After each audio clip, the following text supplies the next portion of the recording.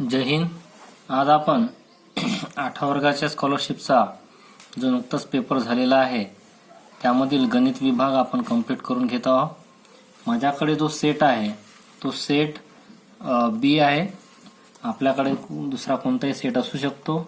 प्रश्न मागे पुढे राहील पण प्रश्न असाच विचारला जाईल आणि ऑप्शन सुद्धा अशाच प्रकारे असेल. फक्त आता हा 26 नंबरचा क्वेश्चन आहे. तर तुमच्या इकडे हा तुमचा सेट जर वेगळा असेल, बी व्यतिरिक्त दुसरा कोणता सेट असेल, ए असेल, सी असेल किंवा डी असेल, तर त्यात हा क्वेश्चन वेगळ्या ठिकाणी असू शकतो. तर प्रत्येकाने आपापला पेपर जवळ ठेवायचा आहे आणि आन्सर चेक करायचा आहे. काही चुकलं असेल तर ते तुम्ही मला तसं सूचना करा की सर या क्वेश्चनचे आन्सर असं नाही, असं पाहिजे नव्हतं, तर आपण त्यावर दुरुस्ती सुद्धा करूया. तर सुरुवात करूया. पहिला क्वेश्चन आपल्यासमोर आहे. एक संख्या x चे 20% व दुसरी संख्या y चे 25% समान आहेत, तर x चे y शी गुणोत्तर काढा. तर उदाहरण अतिशय सोपं आहे बघा. x चे 20%, चेचा अर्थ गुणिला होते आपल्या सगळ्यांना माहित आहे. मग आपण काय लिहू? x चे 20% म्हणजे 20/100 व दुसरी संख्या y चे 25% कशी आहे? समान आहे. समान आहे म्हणून बरोबरचं चिन्ह लिहूया आपण आणि y चे किती लिहूया? 25% म्हणजे 25 किती लिहावं लागेल? 100. तर हे 2 झिरो या 2 झिरो सोबत कॅन्सल झाले. आता x चे y शी गुणोत्तर काढा. लक्षात द्या, हे वाक्य महत्वाचं आहे. x चे y शी म्हणून x छेद चा y आपण छेदात घेऊन आला तर इथे 25 राहील आणि इथचे 20 आपण छेदात घेऊन गेले, या ठिकाणी छेदात चालले जाईल. तर दोघालाही 5 ने भाग जाईल. 5 5 25, 5 चौक 20 म्हणजेच 5/4. 5/4. तर ऑप्शन क्रमांक किती येईल? 1. तर ऑप्शन क्रमांक 1 याचा राईट आन्सर आहे. ठीक आहे. जर y चे x चे गुणोत्तर विचारले असते तर आपल्याला उलट करावं लागलं असतं. ठीक आहे. 27 नंबरचं उदाहरण बघूया आपण. एका वर्गातील 20 विद्यार्थ्यांचे वजन पूर्ण किलो मध्ये आहे. खालील प्रमाणे आहे. त्यावरून विद्यार्थ्यांच्या वजनाचे मध्यमान काढा. 2 अचूक पर्याय आपल्याला निवडायचे आहे. ठीक आहे. तर विद्यार्थी संख्या आपल्याला किती दिलेली आहे? 20 दिलेली आहे. ठीक आहे. आपल्याला काय करावं लागेल? आधी 20 आणि 11चा गुणाकार करावा लागेल. 11 दुने 22 किती होईल? 220. त्यानंतर 21चा 8 सोबत गुणाकार करावा लागेल. 168. ठीक आहे. आणि 22 1 22. या सगळ्यांची काय करावं लागेल? बेरीज केली तर इथे 8 2 10 0 हातचा लेख, 6 4 10 11 लेख हातचा लेख 410. 410 आली टोटल बेरीज. 410 ला कितीनं भागावं लागेल? 410 ला भागावं लागेल आपल्याला 20 ने. 20चा 1 0 सोबत कॅन्सल, कारण मध्यमान काढायचा आहे म्हणून 20 ने भागावं लागते. मध्यमान काढताना आपल्याला माहित आहे एकूण बेरीज करावं लागते आणि त्याला जेवढे विद्यार्थी वगैरे दिले असेल त्यांनी भागावं लागते. तर 2 ने 41 ला जर आपण भागाकार केला तर आन्सर येईल 20.5. 20.5 किलोग्रॅम. 20.5 किलोग्रॅम. तर 20.5 किलोग्रॅम ऑप्शन क्रमांक 2 वर आहे. 2 अचूक पर्याय आपल्याला निवडायचे आहे म्हणून दुसरं पर्याय ऑप्शन आपलं 2 किलोग्रॅम आणि 500 ग्रॅम. तर असे 2 आन्सर आपले काय येईल? बरोबर येईल. 20.5 किलोग्रॅम आहे म्हणून 2 ऑप्शन आपले बरोबर येईल. ऑप्शन क्रमांक 2 आणि ऑप्शन क्रमांक 4. ठीक आहे. आकृतीत चौकोन एबीसी चक्रीय चौकोन आहे. किरण बीसी वर बिंदू ई असा आहे की बीसीई हे एका रेषेमध्ये आहे. बघा, बीसीई एका रेषेमध्ये आहे आणि आपल्याला डीसीईचं माप दिलेलं आहे 95. डीसीईचं माप 95 अंश दिलेलं आहे आणि आपल्याला विचारलेला माप डीएबी किती? तर डीएबी काढायचा आपल्याला, म्हणजे या कोणाचं माप काढायचं आहे. बघा, हा 95 अंशाचा दिला असेल तर हा सुद्धा किती अंशाचा होईल? 95 अंशाचाच होतो. 95 अंशाचाच होतो. तर ऑप्शन क्रमांक 2 त्याचा परफेक्ट आन्सर आहे. ऑप्शन क्रमांक 2. आता का होते ते बघून घेऊ आपण. लक्षात घ्या, हा 95 अंशाचा आहे आणि इथे बघा एक रेषीय जोडीतील कोन तयार होतात. रेषीय जोडीतील कोन तयार होते. इथे कोन तयार झालेला आहे हा आपला. इकडे आहे डी आहे, इथे आहे सी आणि इथे आहे ई. तर हा 95 डिग्रीचा दिला असेल तर हा रेषीय जोडीतील कोन कितीचा अंशाचा होईल? 180. 180 मधून आपल्याला 95 वजा केले तर 85 अंशाचा हा येईल. मग हा जो कोन तयार झालेला हा 85 अंशाचा असेल, बरोबर आहे. आणि आपल्याला चक्रीय चौकोनाचा गुणधर्म माहित आहे. चक्रीय चौकोनामध्ये काय असतो की समोरासमोरील कोनांची बेरीज 180 अंश झाली पाहिजे. तर हा 85 अंशाचा झाला असेल सी कोन, तर ए कोन किती अंशाचा होईल? 95 अंशाचा. कारण बघा आताच पाहिलं आपण 85 आणि 95ची बेरीज किती येणार आहे? 180 येणार आहे. तर हा 95 अंशाचा होईल. डायरेक्ट आन्सर काढू शकतो आपण. जर हे जर नियम आपल्याला माहित असेल तर आपण डायरेक्ट आन्सर काढू शकतो. हा 95चा दिला असेल तर हा सुद्धा 95 अंशाचाच होईल. पुढचा क्वेश्चन आहे 29 नंबरचा. एका आयताकार 20 सेमी बाय 10 सेमी मापाच्या थर्माकोल शीटमधून 2 सेमी बाय 5 सेमी मापाचा आयताकार तुकडा कापला तर उरलेल्या थर्माकोल शीटसाठी खालीलपैकी कोणते वाक्य अचूक आहे? परिमिती वाढेल, परिमिती कमी होईल, परिमिती तेवढीच राहील की परिमिती दुप्पट होईल? तर बघा आन्सर येईल याचा परिमिती तेवढीच राहील. का राहील? कारण तुम्ही हा जर तुकडा कापला असेल, हा किती, हा असेल समजा 5 सेमीचा, हा 5 सेमीचा तुकडा असेल आणि हा 2 सेमीचा तुकडा असेल, तर 5 सेमी आणि 2 सेमी तर तुम्हाला यामध्ये काउंट करावंच लागेल की नाही? ठीक आहे ना. समजा हा जर तुम्ही याला असा जोडला इथे, हा जर तुम्ही इथे याला जोडला तर हा 2 सेमी आहे, हा सुद्धा किती होईल? 2 सेमी. हा 5 सेमी आहे, हा 5 सेमी आहे तर हा सुद्धा 5 सेमी होईल. 5 सेमी 2 सेमीच होईल. ठीक आहे ना. तर याच्या परिमितीमध्ये काही फरक पडणार नाही. हे पूर्ण जर इथून याला जोडलं असेल, हे जर 5 सेंटीमीटर असेल तर हे 5 सेंटीमीटर होईल. लक्षात, हे 20 आहे तर 20 पैकी हा तुकडा जर 2 सेंटीमीटरचा असेल तर राहिलेला 18 सेंटीमीटरचा होईल. त्याच्या परिमितीमध्ये काहीही एक बदल होणार नाही. तर परिमिती जेवढ्याला तेवढीच राहील. ठीक आहे. प्रश्न क्रमांक 30 कडे वळूया आता आपण. चुकीचे विधान ओळखा. पुढीलपैकी चुकीचे विधान ओळखायचं आपल्याला. प्रत्येक मूळ संख्या ही नैसर्गिक संख्या असते. बिलकुल मूळ संख्येची सुरुवात 2 पासून होते. 2, 3, 5, 7 या सगळ्या नैसर्गिक संख्या असतात. ठीक आहे. परिमेय संख्या या वास्तव संख्या असतात, रिअल नंबर असतात. बरोबर आहे, अतिशय बरोबर आहे. कोणत्याही 2 मूळ संख्यांची बेरीज नेहमी समसंख्याच येते आणि जोडमूळ संख्यांचा मसावी 1 असतो. हे सुद्धा वाक्य बरोबर आहे. जोडमूळ संख्यांचा मसावी हा 1च असतो. फक्त सी नंबरचं ऑप्शन मात्र चुकीचा आलेला आहे. कोणत्याही 2 मूळ संख्यांची बेरीज नेहमी समसंख्याच येते हे बरोबर नाही. कारण इथं जर 2 आणि 3 ची बेरीज केली तर 2 आणि 3 ची बेरीज किती येत आहे? 5. बघा मूळ संख्या मी आताच वर लिहिलेल्या आहे. समजा 2 आणि 3 ची बेरीज केली तर उत्तर आलं 5. 5 हे कोणती संख्या आहे? विषम संख्या आहे, म्हणजे ही समसंख्या नाही. म्हणजे हे जे वाक्य आहे हे चुकीचं विधान आहे. तर ऑप्शन क्रमांक सी याचा राईट उत्तर येईल. ठीक आहे. त्यानंतर 31वा प्रश्न. हा तर फार सोपा क्वेश्चन, म्हणजे बोनस क्वेश्चन आहे या पुऱ्या पेपरमध्ये, म्हणायला काही हरकत नाही. बघा, एल आणि एम या परस्परांना ओ बिंदू छेदतात तर वाय ची किंमत किती? तर लक्षात घ्या, ही जी रेषा आहे एम आपण जर कन्सिडर केली, ठीक आहे, किंवा ही रेषा एल कन्सिडर केली आपण एल, तर या ठिकाणी पूर्ण एक रेषीय जोडीतील कोन तयार होतात. रेषीय जोडीतील कोनांच्या मापांची बेरीज 180 अंश असते. म्हणजे y अधिक 34 बरोबर 180 अंश होतात. आणि y ची किंमत काढायची असेल तर 34 या बाजूला घेऊन या, बरोबर चिन्हाच्या या बाजूला घेऊन याल तर वजा होईल. 180 मधून जर 34 वजा केले तर y चं उत्तर किती येणार आहे? 146 अंश. 146 अंश. तर ऑप्शन क्रमांक 4 बरोबर आहे. अशा प्रकारचे बरेच क्वेश्चन होता. याच्या आधी पण एक क्वेश्चन विचारला होता, विधाने अचूक बरोबर निवडा, चूक निवडा. 2 अचूक पर्याय निवडायचे आहे. खालील विधाने वाचा व योग्य पर्याय निवडा. योग्य पर्याय निवडायचे आहे. ठीक आहे. विधाने वाचून. 3 व 4 ने विभाज्य असणाऱ्या सर्व संख्या 8 ने विभाज्य असतात. हे वाक्य चूक आहे, हे वाक्य चुकीचं आहे. 3 व 4 ने विभाज्य असणाऱ्या सर्व संख्या 12 ने विभाज्य असतात. कितीने? 12 ने विभाज्य असतात. हे कसोटीचे एक सूत्र आहे बघा. जर अशा दोन संख्यांचा गुणाकार की ज्यांच्यामध्ये कॉमन नाही आहे, म्हणजे कॉमन एकच आहे, म्हणजे समूळ संख्या असेल समजा, त्यांचा जो काही प्रॉडक्ट असतो, गुणाकार असतो, समजा गुणाकार किती येत आहे? 12, त्याने सुद्धा त्या संख्येला भाग जातो. ती संख्या 12 ने सुद्धा विभाज्य राहील. तर इथे म्हणत आहे ते 8 ने विभाज्य आहे, तर नाही, 8 ने विभाज्य नाही आहे. जसं इथं बघा 2 व 9, 2 व 9 या कोणत्या संख्या आहे? समूळ संख्या. यांच्यामध्ये कॉमन विभाजक नाही आहे, सारखा सामायिक विभाजक नाही आहे. सामायिक विभाजक फक्त कोणता आहे? 1 आहे. तर त्याला 18 ने सुद्धा भाग जाईल, कारण दोघांचा प्रॉडक्ट किती येते, गुणाकार किती येतो? 18. तर त्याला 18 ने सुद्धा भाग जाईल. हे वाक्य अतिशय बरोबर आहे. 6 व 10 ने विभाज्य असणाऱ्या सर्व संख्या 2 ने सुद्धा विभाज्य असतात.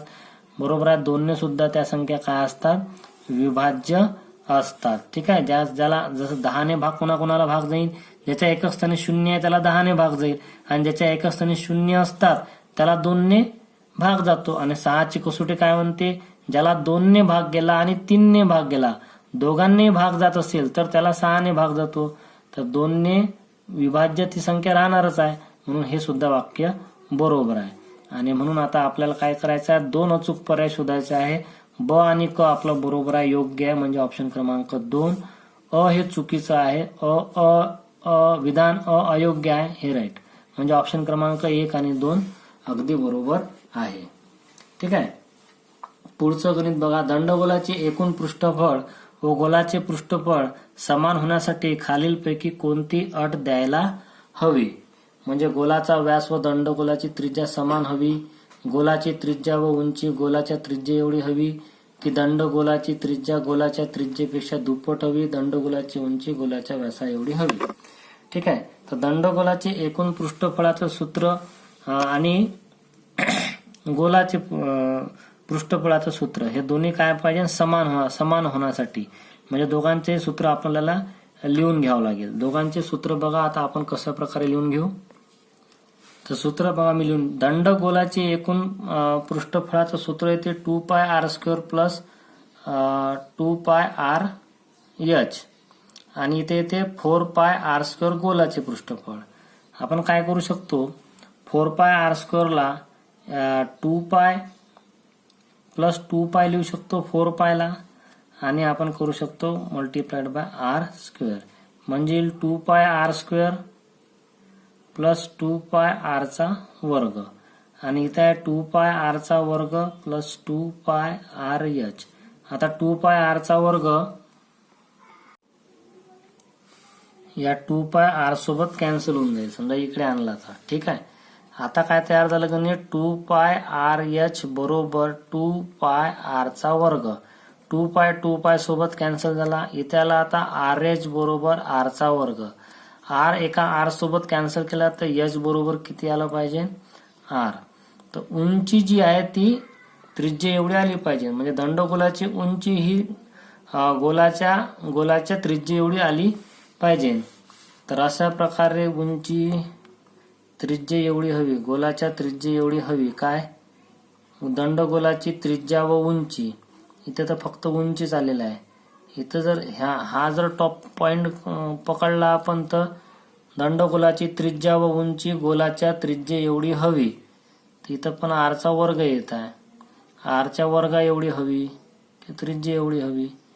तर ऑप्शन क्रमांक 2 बरोबर येऊ शकते. ऑप्शन क्रमांक 2 बरोबर येऊ शकते. जर आपण दंडगोलाचे एकूण पृष्ठफळाच्या ऐवजी फक्त दंडगोलाचे पृष्ठफळ म्हटले, एकूण कॅन्सल करून टाकले यामधून, तर बघा, कारण माझ्या हिशोबानं तर काय आलं पाहिजे की दंडगोलाची उंची ही गोलाच्या त्रिज्या इतकी आली पाहिजे. तर दंडगोलाची उंची हे म्हणते गोलाच्या व्यासा एवढी हवी. व्यास नाही आला आपला, त्रिज्या एवढी आली आहे.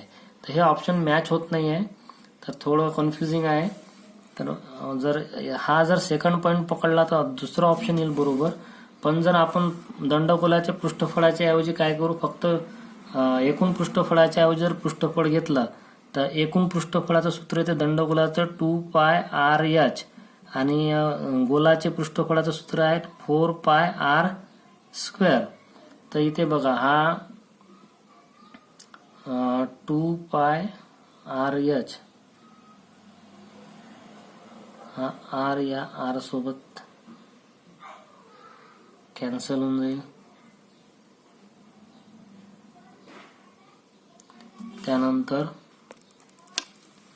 त्यानंतर हा पाय या पाय सोबत कॅन्सल, आणि इथं आला आता 2h बरोबर 4r.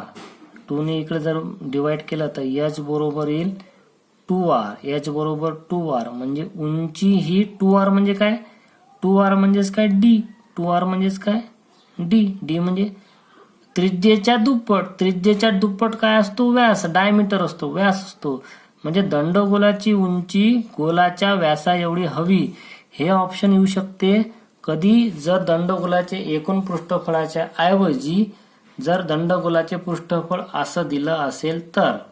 पण जर दंडगोलाचे एकूण पृष्ठफळ दिलं असेल तर आन्सर असं यायला पाहिजे होतं की दंडगोलाची उंची ही गोलाच्या त्रिज्ये इतकी हवी, पण तसं ऑप्शन मध्ये नाही आहे. इथे आहे दंडगोलाची उंची, पण यानं उंची सोबत त्रिज्या पण आणलेली आहे, तर त्रिज्या आणि उंची इथे संबंध येतो, तो ऑप्शन क्रमांक 2 याचा आन्सर राहू शकते. ठीक आहे. आणि जर एकूण पृष्ठफळाचा विचार केला तर ऑप्शन क्रमांक 4 त्याचा आन्सर राहील. तर थोडं कन्फ्युजिंग आहे, तेवढं एक क्वेश्चन तुम्ही बघून घ्या. बघा, एका फळ विक्रेत्याने 48 रुपये डझन या दराने 48 डझन केळी विकत घेतली. त्यातील 1 डझन केळी नासली म्हणजे समजा खराब झाली, तर उरलेली सर्व केळी त्याने 72 रुपये डझन दराने विकली. तर या व्यवहारात त्याला नफा झाला की तोटा आणि किती रुपये. बघा, 48 रुपये डझन दराने त्याने काय केलं, विकत घेतली म्हणजे खरेदी केली. 48 रुपयानं खरेदी केली आणि 72 रुपये डझनानं विकली, म्हणजे एका डझनामागं एक डझनामागं किती रुपये फायदा झाला, तर 72 वजा किती करावं लागेल, 48. 72 वजा 48 जर केले तुम्ही तर 12तून 8 गेले समजा 4 आणि 6तून 4 गेले 24 रुपये एका डझनामागं कमावता येतो. तर 24 रुपये एका डझनामागं जास्त कमावत आहे, याचाच अर्थ त्याला काय झालेला आहे, नफा झालेला. तर ऑप्शन क्रमांक 1 आणि 3 कॅन्सल झालं. आता इथे बघा, नफा किती रुपये झाला म्हणते, 48 रुपये. तर हे तर ऑप्शन कधी येऊ शकणार नाही, तर ऑप्शन क्रमांक 2 आपलं बरोबर आहे. काय येऊ शकणार नाही ते मी तुम्हाला समजून सांगतो. एका डझनामागं 24 रुपये कमवता येतो, एका डझनामागं. आता इथे किती डझन केळी विकली, त्यानं विकत घेतली होती 48 डझन. तर 48 डझन केळी जर तो विकेल, त्याच्यापैकी 1 डझन नासले समजा, तर 47 डझन जरी त्यानं विकली 24च्या भावानं, तर त्याला 48 रुपये थोडीच नफा होईल, 48 रुपयापेक्षा जास्तच नफा होईल. आणि ते ऑप्शन क्रमांक 2 आपल्याला दिलेलं असल्यामुळं आपण काहीही करून बघायचं नाही, फक्त डायरेक्ट टिक करून टाका, ऑप्शन क्रमांक 2 बरोबर आहे. उत्तर काढल्यानंतर तुम्हाला एवढंच उत्तर येणार आहे. ठीक आहे ना. काही बघा ना, एका डझनामागं 24 रुपये नफा होत आहे, तर 47 डझन त्याने विकले असेल तर 47 गुणिले 24 करून त्याच्यातून 48 वजा करून टाका, 1080 रुपये तुम्हाला मिळून जाईल. ठीक आहे.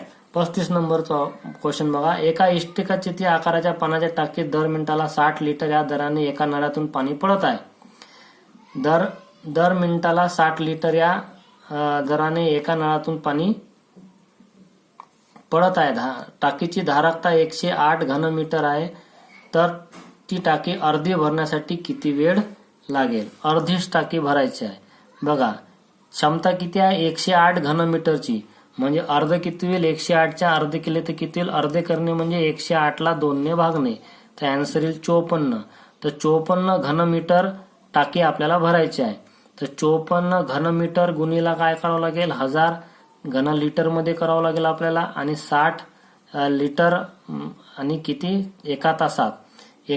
कारण क्वेश्चन जे आपल्याला आन्सर जे दिलेलं आहे ते तासामध्ये दिलेलं आहे, इथं मिनिटाचा हिशोब पकडले. एका मिनिटाला 60 लिटर, तर 60 मिनिटाला किती, म्हणून 60 गुणीला किती केले आपण, 60. एका मिनिटाला 60 लिटर, तर 60 मिनिटाला किती, तर 60 गुणीला 60ने त्याला काय करावं लागेल, भागावं लागेल. हे 2 0 या 2 0 सोबत झाले कॅन्सल. आता 6ने भागितलं त्याचा आन्सर येईल 9. पुन्हा या 6ला आणि 9ला 3ने भाग जातो, 3 त्रिक 9, 3 दुने 6, 2ने 10ला भाग जातो, 2 पंच 10 आणि 3 पाची 15. तर 15 तास हे त्याचा आन्सर येईल. बघा, कारण टाकी कशी भरायची आहे, अर्धी. पूर्ण भरावं लागली असती तर आपल्याला 15च्या दुप्पट 30 तास लागले असते, पण अर्धी भरायची असल्यामुळे 54 घनमीटरच भरायचे आहे, म्हणजे 54 गुणीला 1000 घनमीटरला लिटरमध्ये करायचं असेल तर 1000ने गुणावं लागतो. 54 गुणीला 1000 भागीला 60 गुणीला 60 काय केलं लक्षात आलं, कारण दर मिनिटाला, एका मिनिटाला 60 लिटर, म्हणून 60 मिनिटाला किती, तर 60 गुणीला 60 केलं आपण. ओके, पुढचं उदाहरण बघूया. प्रश्न आहे, दशादशे 12 दराने 30,000 रुपयाचे 1.5 वर्षाचे चक्रवाढ व्याज किती होईल. 1.5 वर्षाचे काळाचे आहे. तर सुरुवातीला माहिती आहे आपल्याला, पहिल्या वर्षाचं जे व्याज लागते ते सरळ व्याज पद्धतीनंच लागते. ठीक आहे. तर पहिल्या वर्षाचं व्याज जर सरळ व्याजानं काढलं, सरळ व्याजाचं सूत्र आहे मदक भागीला 100. तर मुद्दल दिलेली आहे आपल्याला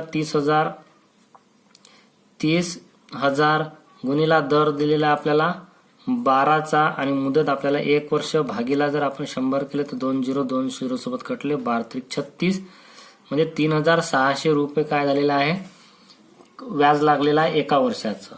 पुन्हा अर्ध्या वर्षाचं व्याज जर घेतलं तर 1,800 रुपये, अर्ध्या वर्षाचं व्याज लागेल 1,800 रुपये. ठीक आहे. पण आता चक्रवाढ व्याज विचारलेलं आहे म्हणून व्याजावर काय लागते, व्याज लागते.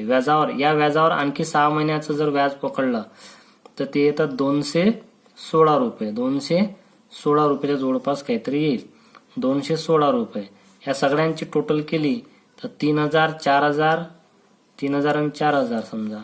तर बघा 3,600 अधिक 1,800 अधिक 216 तर 6,1,16 आणि 8 आणि 2 10 6 16 6 चालेल 1 3 आणि 4 आणि 5 5,616 रुपये चौथ्या नंबरचं ऑप्शन लागेल. बघा 3,600 रुपये एका वर्षाचं आणि अर्ध्या वर्षाचं व्याज लागेल 1,800 रुपये. पण हे जे व्याज आकारणी होते ते चक्रवाढ व्याजावर का होते, व्याजावर व्याज लागते. म्हणजे याच्यावर पुन्हा 6 महिन्याचं जर तुम्ही व्याज काढाल तर 3,600 ना, 3,600 वर किती 6 महिन्याचं, 6 महिन्याचं म्हणजे किती 6/12चा हिशोब पकडला तुम्ही तर 6 महिन्याचं. ठीक आहे. भागीला किती करून बघा 100 तर 12×36 येते असे काहीतरी. तर अशा प्रकारे तुम्ही सॉल्व्ह करून बघा. तर याचा आन्सर किती येईल तुम्हाला, आणखी 216 रुपये येईल. तर 216 रुपये आल्याच्या नंतर हे पूर्ण व्याज किती रुपये लागेल 5,616 रुपये.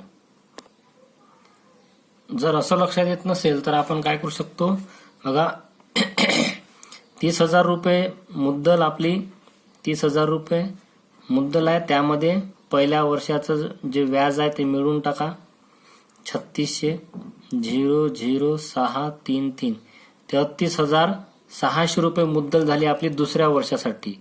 तर 33,600 गुणिला 12चा दर आणि गुणिला 12चा दर झाला आणि गुणिला किती करावं लागेल, गुणिला करावं लागेल आपल्याला 6/12 भागीला किती करावं लागेल 100. म्हणजे पूर्ण मदक किती झाली, मुद्दल झाली आपली 33,600, दर झाला आपला 12चा आणि आपली मुदत झाली 6/12. 20 सोबत कॅन्सल करून टाका, 12 सोबत कॅन्सल होईल आणि आता आला 336 गुणिला किती करावं लागेल आता 6. तर 6 36 येईल 6, हातचे आले 3, साइन 3 18, 19 20 21 येईल 1, हातचे आले 2, साइन 2 साइन 3 18, 19 आणि 20. तर 2016 तर आधीचं व्याज आपलं 3,000 रुपये. 3,000 रुपये आधीचं व्याज आपलं 3,600 रुपये. 3,600 रुपये आधीचं आणि 6 महिन्याचं व्याज आलं आपलं 2,016 रुपये. तर 6,1,6,5 5,616 रुपये व्याज आलेला आहे. ठीक आहे ना, 5,616 रुपये व्याज आलेला आहे. ठीक आहे. या ठिकाणी आपल्याला इथे 12 लिहायचं राहिलं आपलं, इथे गुणिला 12 करावं लागेल कारण 12चा दर आहे. तर हे जास्त शॉर्टकट ट्रिक आहे, हे जरा थोडंसं लांब वाटते आपल्याला. बघा काहीच करायचं नाही आहे. इथे 30,000 रुपये आहे ना, 30,000 रुपयाचं पहिल्या वर्षाचं व्याज 3,600 रुपये आलं, अर्ध्या वर्षाचं व्याज 1,800 रुपये येते. मी म्हणतो चक्रवाढ व्याज आहे, चक्रवाढ व्याजावर व्याज लागते. तर 3,600 रुपयावर पुन्हा 6 महिन्यासाठी काय लावावं लागेल, व्याज लावावं लागेल. तर 3,600 रुपये गुणिला 6/12 गुणिला 12 आपला दर. तर 12 सोबत कॅन्सल करून टाका किंवा 12×36 इथे आले 300, सॉरी हे 0 सोबत कॅन्सल झाले, 12×36 3 आले. तर 12×36 36 गुणिला 6 जर तुम्ही केले किंवा 12×72 72 गुणिला 3 केलं तर इथे 216. तर पहिल्या वर्षीचं 3,600, अर्ध्या वर्षाचं 1,800 आणि व्याजावर व्याज लागलं 216. अशी जर टोटल केली तर 5,616 रुपये चक्रवाढ व्याज लागेल. पुढचं उदाहरण आहे एक अंकी मूळ संख्येतील एक अंक एकदाच वापरून तयार होणाऱ्या मोठ्यात मोठ्या व लहानात लहान 4 अंकी संख्येतील फरकाला खालीलपैकी कोणत्या संख्येने निशेष भाग जाणार नाही, भाग जाणार नाही. निशेष म्हणजे बाकी शून्य, भाग जाणार नाही म्हणते. ठीक आहे. एक अंकी मूळ संख्येतील, तर मूळ संख्या आपल्याला माहित आहे कोणत्या कोणत्या आहे. तर 2 आहे, 3 आहे, 5 आहे, 7 आहे. 7 नंतर 11चा नंबर येते. 11 दोन अंकी संख्या झाल्या. म्हणजे ज्या मूळ संख्या आहे एक अंकी त्या 2, 3, 5, 7 आहे. ते अंक एकदाच वापरून तयार होणाऱ्या मोठ्यात मोठी म्हणजे 7, 5, 3, 2 आणि लहानात लहान म्हटल्यानंतर येईल 2, 3, 5, 7. यांच्या फरक काढू आपण. 12तून 7 गेले किती राहिले? 5 राहिले. 12तून 5 गेले किती राहिले?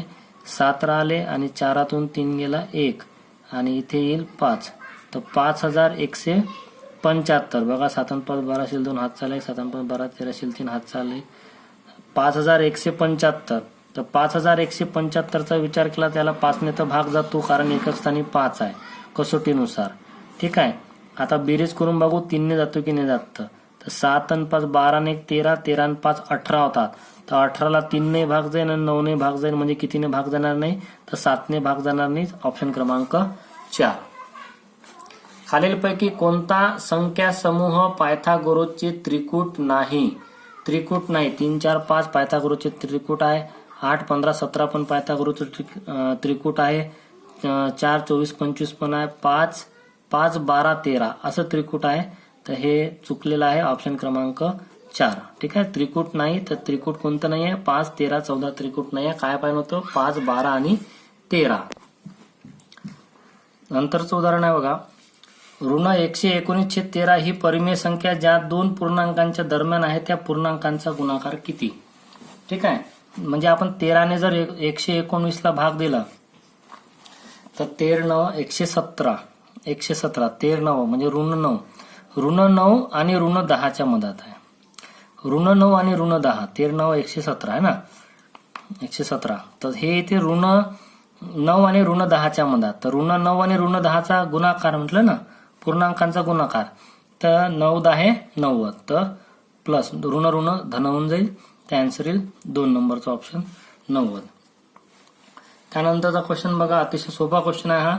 169चा वर्ग वजा 1 आणि छेद 13चा वर्ग वजा 1 बरोबर किती? हे 2 प्रकारे तुम्हाला उत्तर काढता येईल. तर बघा 169चा वर्ग वजा 1ला काय लिहू शकतो आपण? 1चा वर्ग लिहू शकतो आपण कारण 1चा वर्ग 1च येते. इथे लिहू शकतो आपण 13चा वर्ग वजा 1चा वर्ग. आता हे गणित तयार झाला. a चा वर्ग वजा b चा वर्ग. a चा वर्ग वजा b चा वर्गाचं उत्तर काय ते? 169 म्हणजे a वजा b काय ते? a वजा b आणि a अधिक b.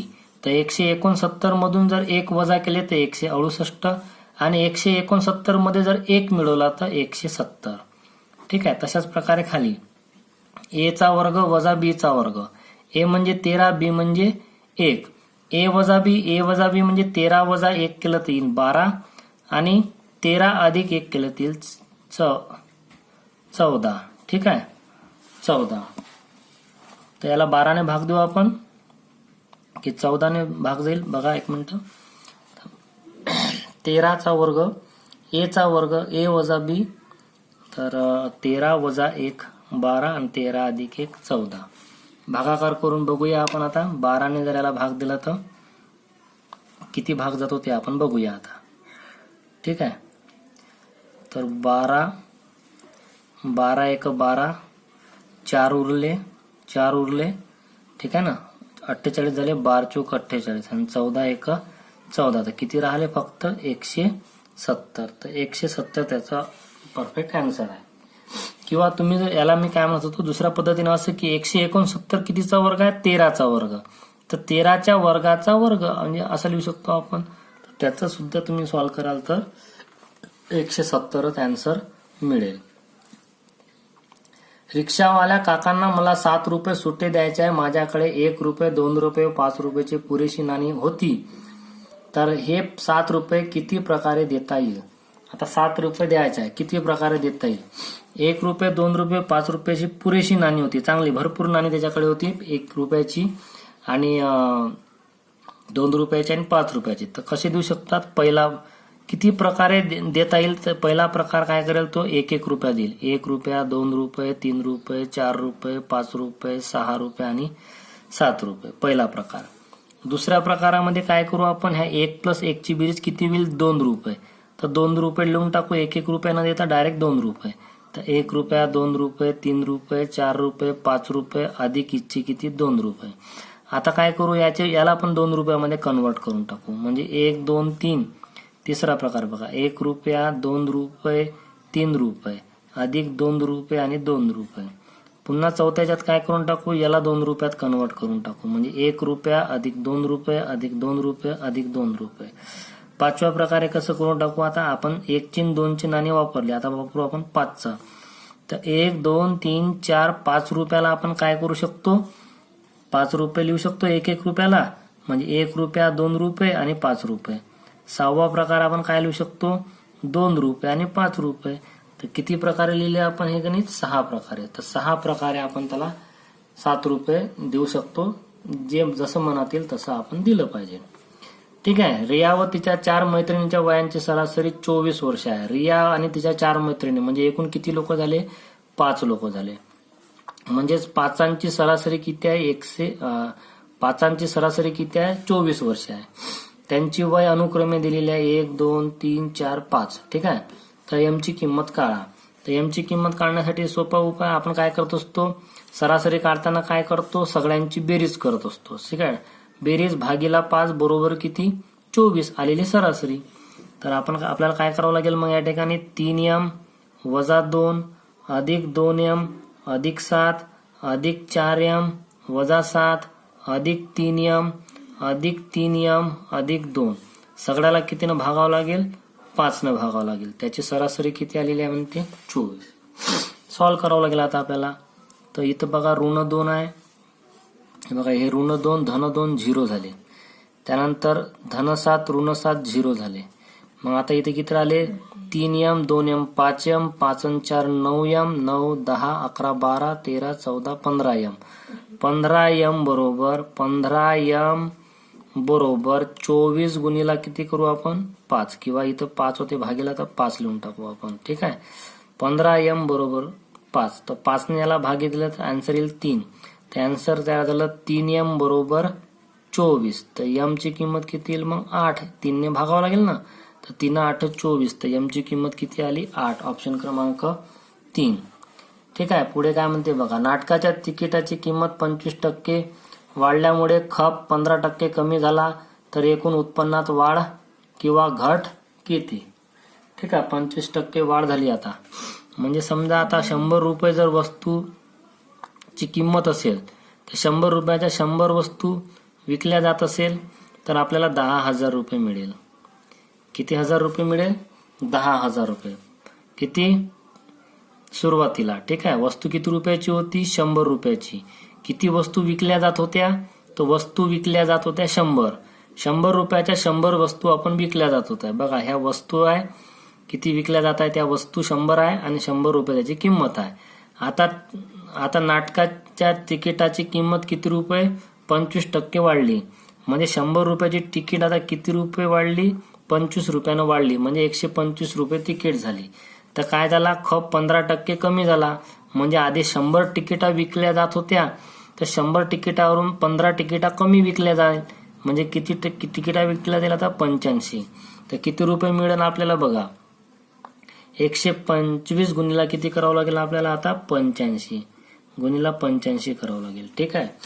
तर 5 5 25 5 बघा, 5 5 25 5 हातच्याले 2 पूर्ण 12 ने 5 ला गुण टाका. 12 5 60 60 आणि 2 62 0. 125 8 1000 होतात. 125 8 1000 होतात. ठीक आहे. तर 5 हे 2 हे 6 हे 0 हा 1 म्हणजे 10,625 रुपये आपल्याला मिळाले. बघा 25% वाढ झाली आणि 15% खप कमी झाला तिकिटांचा, तरीही काय मिळाले आपल्याला, 10,625 रुपये मिळाले. म्हणजे 625 रुपये आपल्याला जास्त मिळाले. जास्त मिळाले म्हणजे काय झाले, आपलं जास्त मिळाल्यानंतर काय होणार आहे, वाढ होणार आहे. उत्पन्नात काय झाली, वाढ झाली. आता किती टक्के वाढ झाली तेच पाहावं लागेल. 10,000 रुपयांवर किती रुपये वाढले बघा. पहिले किती रुपये मिळत होते आपल्याला, 10,000. आता त्याच्यावर किती रुपये वाढले, 625 रुपये वाढले. गुणीला काय करावं लागेल 100, 2 0 सोबत कटले, 100 न भागितलं म्हणजे 2 घरानंतर दशांश चिन्ह, तर 6.25% काय झाली त्याच्यामध्ये वाढ झाली. ओके, हे सुद्धा सोपंच उदाहरण आहे. a क्यूब वजा 8b चा घन, याला आपण काय लिहू शकतो a क्यूब वजा 2b कंसाचा घन. a क्यूब वजा 2b कंसाचा b क्यूबचं सूत्र आहे a वजा b आणि कंसामध्ये a चा वर्ग अधिक 2ab अधिक b चा वर्ग. मग आता इथे a म्हणजे काय तर aच आणि b म्हणजे काय 2b. मग असं आपल्याला कोणत्या ऑप्शन मध्ये दिसत आहे a वजा b, a चा वर्ग अधिक 2ab अधिक 4b चा वर्ग.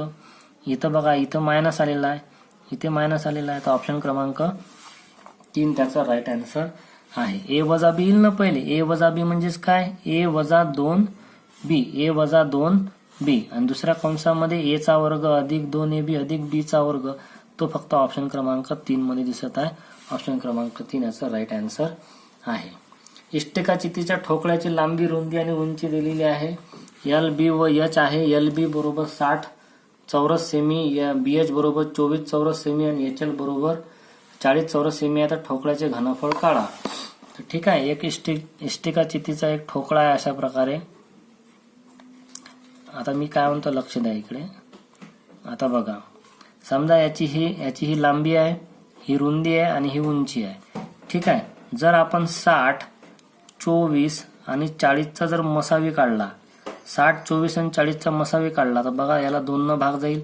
इथे येईल 30, इथे येईल 12 आणि इथे येईल 20. पुन्हा याला कितीने भाग जाईल 3 ने, तर 3 चूक 12, इथे येईल 20, 10, 10 त्रिक 30, 10, 3 चूक 12 आणि इथे 3 ने भाग, इथे 3 ने भाग नाही चालला म्हणजे याला कितीने भाग द्यायला लागेल 2 ने. तर 60, याला 2 ने भाग दिला तर इथे येईल 15, इथे येईल 6 आणि इथे येईल 10. ठीक आहे, तर 15, 6, 10 ला आता काही सारख्या संख्येने भाग जात नाही, म्हणजे मसावी किती आला 4. म्हणजे याच्यात एक गोष्ट कॉमन आहे 4. तर 4 समजा त्याची एक तर रुंदी असेल नाही तर हाईट असेल. समजा हाईट जर आपण 4 पकडली असेल, h बरोबर जर 4 पकडली आपण, h बरोबर 4, तर h बरोबर 4 घेतले आपण तर h ची किंमत 4 इथे टाका. बघा BH बरोबर किती दिलेला आहे 24, तर h ची किंमत किती आहे 4. म्हणजेच b गुणिला 4 बरोबर किती 24, b गुणिला 4 बरोबर 24, तर b ची किंमत किती आली 8, 4 सकम 24, 4, 6 आली. किती आली 6. म्हणजे याची ब्रीड्थ किती येईल 6. हे 4 हाईट झाली त्याची वाली, हे 6. ठीक आहे, आणि मग आता आपल्याला काय काढायचं आहे, आता आपल्याला काढायचं आहे लांबी काढू आपण. L इंटू बी 60 दिलेला आहे, तर L आणि B ची किंमत किती येते 6 बरोबर किती 60. तर L ची किंमत किती आली पाहिजे 10, तेव्हा 10 सक 60 येईल, तर हे 10 झाली. ठीक आहे, म्हणजे आता आपल्याला किंमत मिळाली, L ची किंमत मिळाली आपल्याला 10, B ची किंमत मिळाली आहे 6 आणि H ची किंमत मिळालेली आहे 4. सगळ्यांचा काय करून टाका, गुणाकार करून टाका, म्हणजे त्याचे घनफळ निघून जाईल. L इंटू बी इंटू H, 6 चूक 24, 24 गुणिला 10 केलं तर 240 घन सेमी हे त्याचा आन्सर राहील.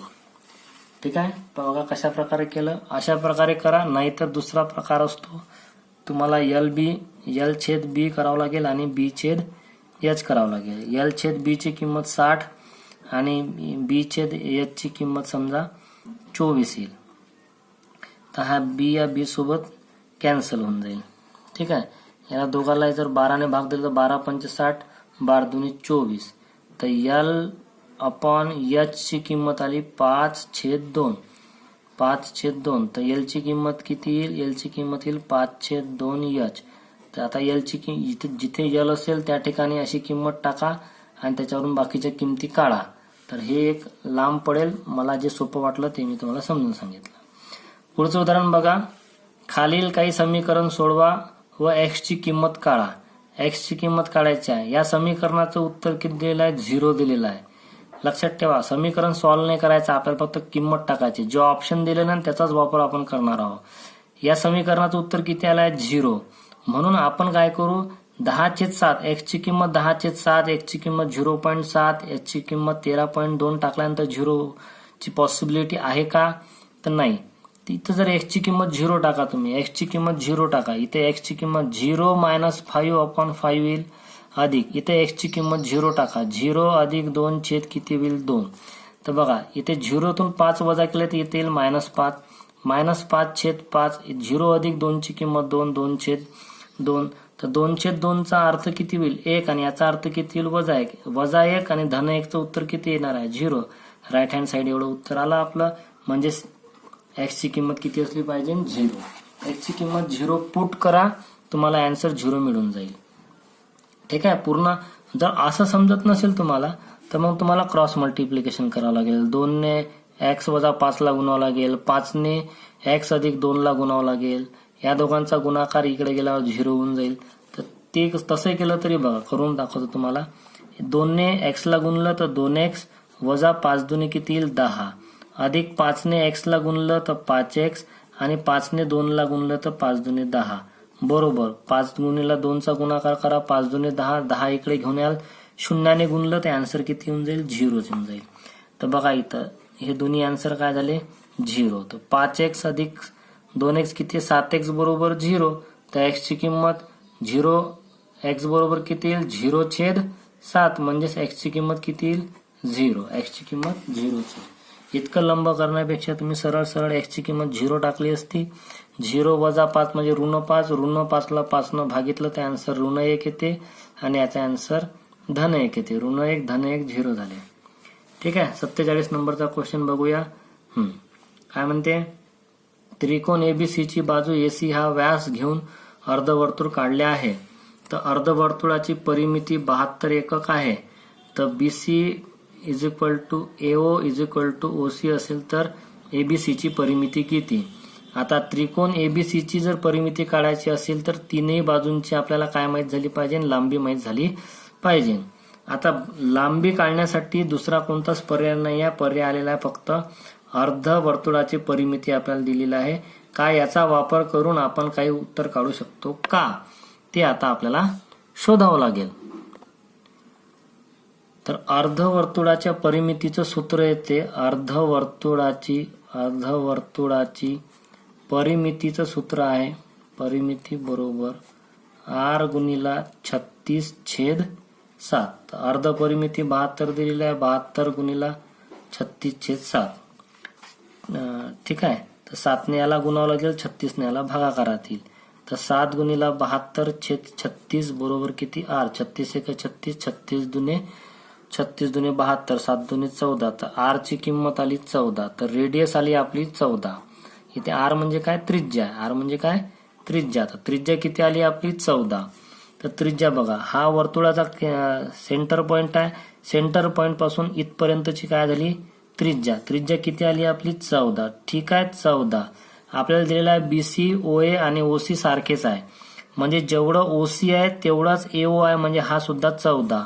तेवढंच BC आहे, म्हणजे हा सुद्धा किती झाला 14. ठीक आहे. म्हणजे दोन बाजू आता आपल्याला माहित पडली. इथून एवढं अंतर किती झाला आता 28. किती झालेलं आहे 28. हे 14, हे 28. आता हे काढायचं आहे. तर बघा या ठिकाणी नेहमी अर्धवर्तुळामध्ये जर त्रिकोण काढला असेल आपण तर नेहमी 90 अंशाचा कोन तयार करतो. हा 90 अंश झाला म्हणजे पायथागोरसचा सिद्धांताचा वापर करावा लागेल. 28चा वर्गातून 14चा वर्ग मायनस करावा लागेल, तेव्हा हा वर्ग मिळेल. कारण कर्णचा वर्ग हा इतर दोन बाजूंच्या वर्गांच्या बेरजे एवढा असतो. तर 28च्या वर्गातून 14चा वर्ग आपल्याला काय करावा लागेल, वजा करावा लागेल. तर आपण काय करूया, 28चा वर्ग करूया आणि त्याच्यातून 14 वजा करूया. तर बघा एबीचा वर्ग बरोबर काय ना 28चा वर्ग वजा 14चा वर्ग. 28चा वर्ग 784, 14चा वर्ग 196. दोघांची वजाबाकी कराल तर 588.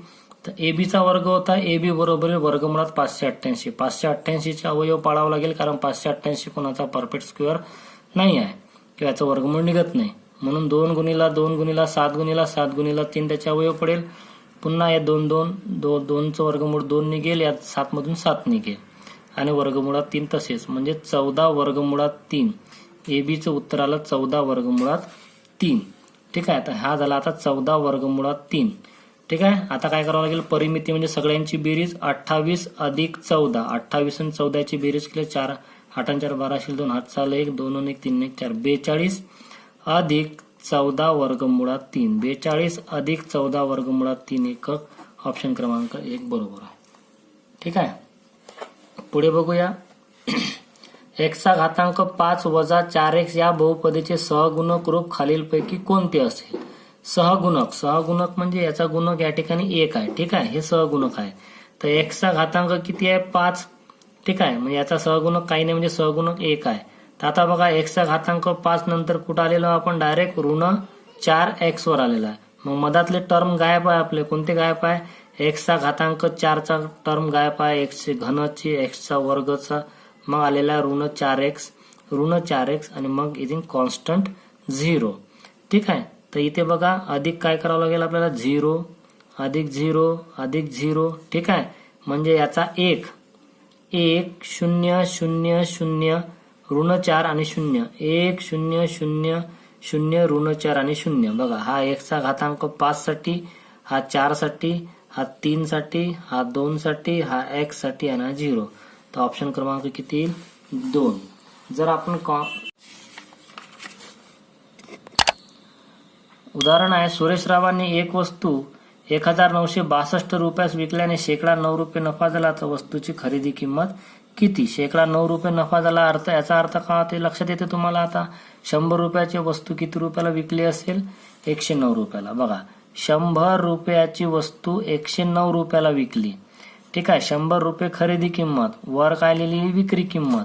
तर पुन्हा बरोबरचं चिन्ह लिहिल्यानंतर खाली काय लिहायला लागन? खरेदी किंमत. वर काय लिहायला लागन? विक्री किंमत. तर खरेदी किंमत किती? तर खरेदी किंमत माहित नाही तर आपण x घेऊ. तर खरेदी किंमतीच्या लाईन मध्ये लिहायची. खरेदी किंमत खाली लिहिली होती तर खरेदी किंमत खालीच. विकली किती रुपयात? 1962. 1962 अंशात विक्री किंमत अंशात आहे, तर इथे विक्री किंमत अंशात. क्रॉस मल्टिप्लिकेशन करा. 109x बरोबर 1962 गुणिला 100. मग 109 दोन्हीकडे भागेला येऊन जाईल, तर 109 ने जर याला भागितला आपण तर 109 109 येईल आणि इथे 18 गुणिला 100 केलं तर x चं उत्तर येईल 1800 रुपये. तर ऑप्शन क्रमांक 4 1800 रुपये येईल. ठीक आहे. नफा झाल्यामुळे. पुढे बघा, m is directly proportional to 1/n. म्हणजे डायरेक्टली म्हणजे काय? व्यस्त प्रमाण दिलेलं आहे, व्यस्त प्रमाणात आहे. m हे यांच्या व्यस्त प्रमाणात आहे. m ची किंमत 30 आहे, n ची किंमत 5 असेल तर चलनाचे समीकरण लिहा. अतिशय सोपं गणित आहे, माहिती आहे आपल्याला.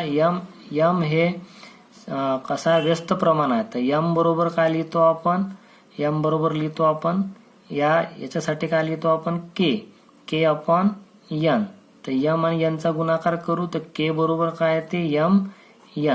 मग m ची किंमत जर आपण 30 टाकली असेल आणि n ची किंमत 5, तर k बरोबर किती येईल? 150.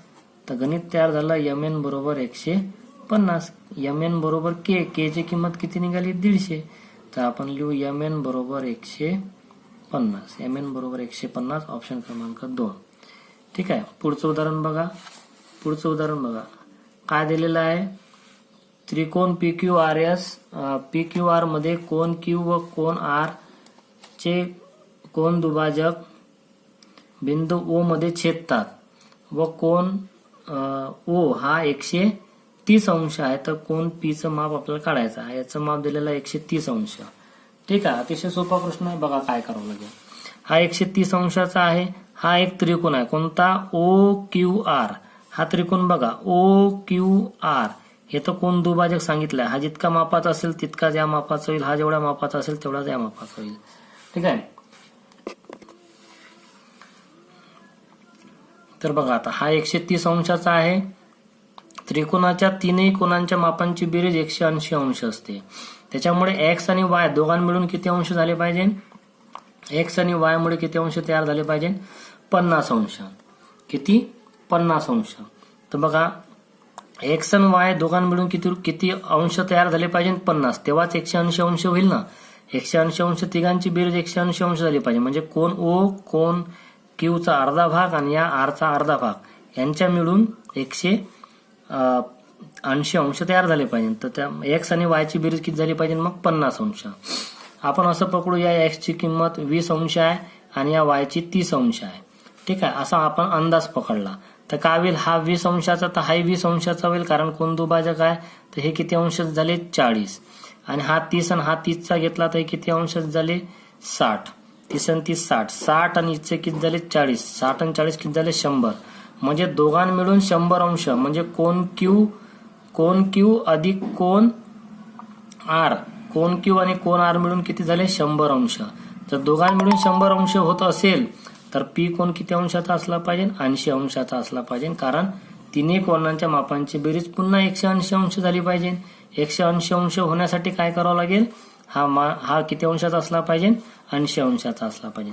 तुम्ही याला काहीही कन्सिडर करू शकता, कारण बेरीज 50 झाली पाहिजे. हा 40 घ्या, हा 40 अंशाचा घ्या, हा 10 अंशाचा घ्या, काही फरक पडणार नाही. 40 किती होईल? 80. 10 किती होईल? 20. 40, 80 आणि 20 पण 100. तुम्ही कोणते कॉम्बिनेशन घ्याल तर कोण क्यू आणि कोण आर ची बेरीज किती येणार आहे? 100 अंशच येणार आहे. तर हे दोघां मिळून 100 झाले, तर हा वरचा 80 अंशाचा होईल. उदाहरण आहे, एका शेतकऱ्यास एक कृषी पंप छापील किमतीवर 12% सूट मिळाल्यानंतर 6,600 रुपयास मिळाला, तर कृषी पंपाची छापील किंमत किती असेल? ठीक आहे, तर 12% सूट दिली, त्यानंतर तो 6,600 रुपयास मिळाला, तर छापील किंमत किती? छापील किंमत तर याच्या विक्री किमतीपेक्षा कशी राहणार आहे? जास्तच राहणार आहे. म्हणजे हे ऑप्शन कटलं आणि हे ऑप्शन कटले, 2 ऑप्शन कटले. आता हे 2 ऑप्शन पैकी एक आन्सर राहणार आहे. ठीक आहे ना. हे तर याच्यापेक्षा कमी झाले, हे दोन्ही कमी झाले, तर या दोघांपैकी एक ऑप्शन राहणार आहे. म्हणजे कोणाला जर अंदाजे उत्तर लिहायचं असेल तर त्यांनी लक्षात ठेवायचं. आता अशा प्रकारे तुम्हाला करावं लागेल. तर 12% सूट दिलेली आहे छापील किमतीवर, म्हणजे 100 रुपये जर छापील किंमत असेल तर विक्री किंमत किती रुपये झाली?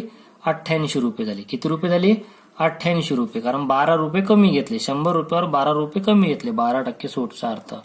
ठीक आहे, तर 100 रुपये छापील किंमत, विक्री किंमत 88 रुपये. छापील किंमत किती रुपये आहे आपल्याला माहित नाही, किती आहे म्हणून एक्स. बघा, खाली छापील तर इकडे सुद्धा छापील. किती रुपयास विकला? 6,600 रुपयास विकला. तर दोघांचं क्रॉस मल्टिप्लिकेशन करू आपण. तर एक्स बरोबर येईल 6,600 गुणिला 100 भागेला किती येईल? 88. एक्स बरोबर दोघालाही 22 ने भाग जातो, 22 त्रिक 66, 22 चौक 88, इथे येईल 300. 4 ने जर 100 ला भाग दिला तर आन्सर येईल 25. 25 त्रिक 75, त्याच्यावर 2 झिरो वाढले, त्यावर 2 झिरो वाढले, तर एक्स ची किंमत आली 7,500 रुपये. छापील किंमत 7,000. उदाहरण आहे 53 आणि 54 साठी. एका व्यापाऱ्याचे सन 2017 मधील 3 महिन्याची खरेदी विक्री स्तंभालेखात दाखवले. यावरून खालील प्रश्नांची उत्तरे लिहायची आहे. स्तंभालेख दिलेला आहे या ठिकाणी बघा. 3 महिने एप्रिल, मे आणि जून महिना दिलेला आहे. या ठिकाणी खरेदी विक्री दिलेली आहे रुपयांमध्ये. ठीक आहे, रुपये 1000 रुपये, 2000 रुपये, 3000 रुपये, अशा प्रकारे. पहिला क्वेश्चन या ठिकाणी बघा, आणखी काय दिलेला आहे? सूची दिलेली आहे. हे जे दिसत आहे तुम्हाला, हे खरेदी किंमत आहे, ब्राऊन कलर मध्ये दिसत आहे. अशा प्रकारचा जो राखाडी कलर आहे त्याच्यात खरेदी दिलेली आहे आणि याच्यात दिलेली आहे विक्री. ठीक आहे, याच्यात खरेदी आहे, हे खरेदी दाखवेल आणि हे दाखवेल व्हाईट कलर विक्री. ठीक आहे, तर पहिला प्रश्न आहे, दिलेला स्तंभालेख कोणत्या प्रकारचा आहे? तर दिलेला स्तंभालेख विभाजित आहे. एकच स्तंभालेख 2 याच्यात विभाजित केलेला आहे, म्हणजे हा विभाजित स्तंभालेख आहे. हे आपण शिकलेला 8व्या वर्गामध्येच. ठीक आहे, पहिला क्वेश्चन अगदी सोपा होता. नंतर काय म्हणते? 3 महिन्यातील एकूण खरेदीचे एकूण विक्रीशी असलेले गुणोत्तर काढा. एकूण खरेदीचे बघा, पहिलं कोणाचं नाव आलेलं आहे? एकूण खरेदी. मग खरेदी काढून टाकू आपण, एकूण किती होते, आणि नंतर विक्री पण काढून टाकू आपण, एकूण किती येते. तर बघा, खरेदी किती दिलेली आहे या ठिकाणी? 7,000. तर 7,000 रुपये खरेदी आली. एक वेळेस 7,000 रुपये खरेदी आली. दुसऱ्या वेळेस किती खरेदी दिलेली आहे इथे? या दोघांच्या मधात 3,000 आणि 2,000च्या मधामध्ये येईल 2,500. तर 2,500 रुपये खरेदी येईल. ठीक आहे, बघा, पहिल्या वेळेस खरेदी आपली 7,000 आली, मग 2,500 रुपये खरेदी आली. त्यानंतर हे सुद्धा मधात आहे, 3,000 आणि 4,000च्या मधा, म्हणजे 3,500 रुपये काय झाली? त्याचीवाली खरेदी झाली. हे सगळे खरेदी दिलेली आहे. 1 2 3 झिरो आहे, हे झिरो येईल, 5 5 10 0, हात चाल 1 7 3 10 10 3 13. 13,000 रुपये काय झालेली आहे? खरेदी. 13,000 रुपये खरेदी आलेली आहे. आणि त्यानंतर बघा, जर ऑप्शन बघितले तुम्ही तर तुम्हाला गणित पुढचं करून बघायची गरज सुद्धा पडणार नाही. 13,000 रुपये खरेदी आली असेल तर 13 फक्त ऑप्शन क्रमांक 3 मध्ये आहे. पहिले खरेदी पाहिजे. खरेदीचे 13 ऑप्शन मध्ये फक्त ऑप्शन क्रमांक 3 मध्ये आलेला आहे, म्हणून 3 त्याचा आन्सर आहे. पूर्ण गणित करून पाहायची गरज सुद्धा नाही. चला तरी पुढे करून बघू आपण. विक्री बघा, 7,000 आहे. एकूण 10,000 विक्रीचा शेवटचा अंक आहे 10,000. 10,000 7,000 गेले तर विक्री किती हजार झाली? मग आता 3,000 रुपये विक्री झाली. ठीक आहे. या ठिकाणी 2,500 आहे. टोटल झाले होते 6,000. 6,000 2,500 चालले गेले, म्हणजे 2,000 चालले गेले तर 4,000 आणि हे चालले गेलं 3,500 रुपये. ठीक आहे. 3,500 4,000 आणि 2 6,000 होईल. ठीक आहे. इथे दिलेल्या 3,500 रुपये याच्यात आहे. टोटल 7,000 होते. 3.5 मधले 7 मधून 3.5 गेले तर 3.5 राहिले. तर 3,500 7,000 आणि 3,000 10,000. बघा 10,000 आले. 10,000 म्हणजेच 13,10. बघा 13,000 भागीला 10,000 कराल ते 3 शून्य सोबत कटले 13/10. हे उदाहरण बघा. 1/a वजा b अधिक 1/b वजा a बरोबर किती? ठीक आहे. हे उदाहरण 2 प्रकारे सॉल्व्ह करता येईल. एक तर क्रॉस मल्टिप्लिकेशन करा. तेवढं मोठं करण्याची यामध्ये काही गरज नाही. फक्त काळजीपूर्वक लक्ष द्या. बघा इथं a वजा 1/a वजा b, इथं अधिक आहे ना, तर या 1/b वजा a जे दिसते ना, याच्यातून वजा कॉमन काढा. वजा कॉमन काढलं की काय होईल? 1/a वजा b आहे तर हा अधिक आहे. 1 हा वजा होऊन जाईल, हे येईल a वजा b. वजा जर कॉमन काढलं तुम्ही तर याचे चिन्ह बदलून जाईल. हा b वजा होऊन जाईल आणि हा वजा a तो धन a होऊन जाईल. आणि अधिक वजा काय होऊन जाईल? वजा. ठीक आहे. अधिक वजा वजा. आता काय गणित तयार झालं? a/a वजा b वजा 1/a वजा b. 1/a वजा b वजा 1/a वजा b. त्याच संख्येतून 30 संख्या वजा केल्यावर नेहमी उत्तर किती येते? 0. त्याच संख्येतून 30 संख्या वजा कराल तर 0. जसं 4 मधून 4 वजा कराल तर 0 येईल. तसंच 1/a वजा b मधून 1/a वजा bच वजा कराल तर उत्तर किती येईल? 0. जर असं समजलं नसेल तर तुम्ही यांचं क्रॉस मल्टिप्लिकेशन करा. क्रॉस मल्टिप्लिकेशन केल्याच्या नंतर b वजा a येईल, वरती काय येईल? b वजा a आणि इकडे येईल अधिक a वजा b. छेद येईल a वजा b आणि b वजा a. बघा a सोबत कॅन्सल, b सोबत कॅन्सल, वर आलं 0. 0ला कोणत्याही संख्येने भाग दिला तर उत्तर येते 0. बघा उदाहरण आहे आपलं. 2 सहमूळ संख्यांचा लसावी 910 असून त्यांची बेरीज 83 आहे, तर त्या 2 संख्यांमधील फरक किती? ठीक आहे. तर 2 सहमूळ संख्या म्हणजे असा की ज्यांच्यामध्ये सामायिक विभाजक राहत नाही. म्हणून लसावी 910 आहे तर 910चे फॅक्टर असे पाडा की ज्यांच्यामध्ये सामायिक अवयव असता कामा नये. तर मग आता 91 दिसल्यानंतर आपल्याला लक्षात आलं पाहिजे 13/7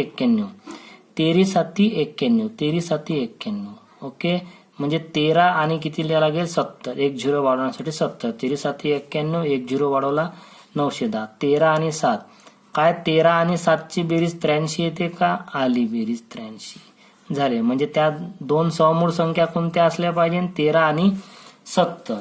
मग त्यांच्यातील फरक किती? तर 70 मधून 13 मायनस करून टाका. 13 मायनस केल्यानंतर 57 त्याचा आन्सर येईल, तर 57 त्याचं उत्तर आहे. ठीक आहे. 2 सहमूळ संख्यांमध्ये सामायिक विभाजक राहत नाही. बघा 13 आणि 70 मध्ये सामायिक एक शिवाय दुसरा कोणीच नाही आहे. ठीक आहे. पुढचं बघा. 2 विषमभुज काटकोन त्रिकोण कर्णाच्या बाजूने जोडल्यास खालीलपैकी कोणती आकृती तयार होईल? 2 अचूक पर्याय निवडायचे आहे. ठीक आहे. 2 विषमभुज म्हणजे वेगवेगळ्या बाजू असलेले. ठीक आहे. समजा याची बाजू 5 सेंटीमीटर आहे किंवा 3 सेंटीमीटर आहे आणि हे 4 सेंटीमीटरचा आहे, तर हे 5 असते. ठीक आहे. आता काय करू मी? अशाच प्रकारचा या ठिकाणी जोडून देईल दुसरा. ठीक आहे. हा 90 अंशाचा कोण होता? हाही 90 अंशाचा. तर ठीक आहे. हे बाजू किती येईल? 4 आणि हे बाजू पण किती येईल? 3. असाच जोडायचा, एकरूप जोडायचा. कसे जोडायचे? एकरूप म्हणजे एकसारखेच.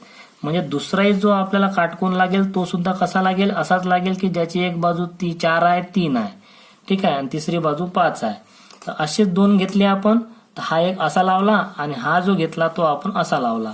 तर बघा हा समोरासमोरील बाजू समान मापाच्या आणि 90 अंशाचा कोण तयार झाले? 2. ते हे 90 अंशाचेच होईल. म्हणजे काय तयार होईल? आयत तयार होईल. काय तयार होईल? आयत तयार होईल. ओके, एक आकृती तयार झाली. आता काय करा, हे 90 अंशाचे कोन जे आहे ना, हे आता अशा प्रकारे जोडू शकतो आपण. अशा प्रकारे बघा, अशा प्रकारे जर जोडले, 90 अंशाचे कोन जर अशा प्रकारे जोडले आपण, म्हणजे या ठिकाणाहून पुन्हा या ठिकाणी असं जर जोडला असेल आपण, ठीक आहे, हा 3 सेंटीमीटरचा, हा 4, ठीक आहे, हा 5चा होईल. ठीक आहे, कर्ण होईल ना हा, अशा प्रकारे. तर हे पतंगची आकृती तयार होईल. कोणती आकृती तयार होईल? पतंग. म्हणजे 2 आकृत्या तयार होऊ शकतात, आयत आणि पतंग.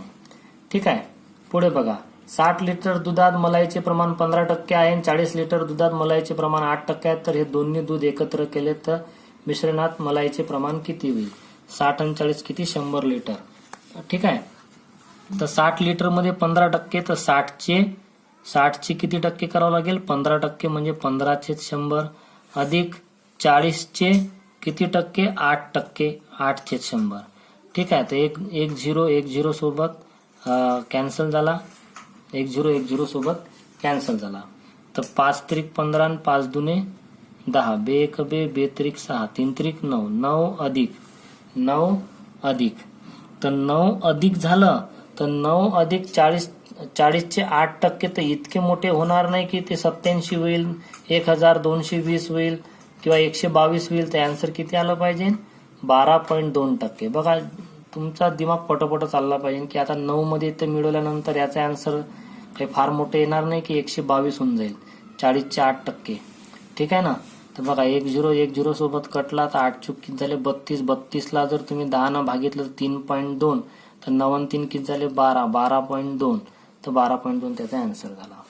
पुढे बघा, 27चं 1/3 म्हणजे घनमूळ. 27चे घनमूळ किती येते? 3.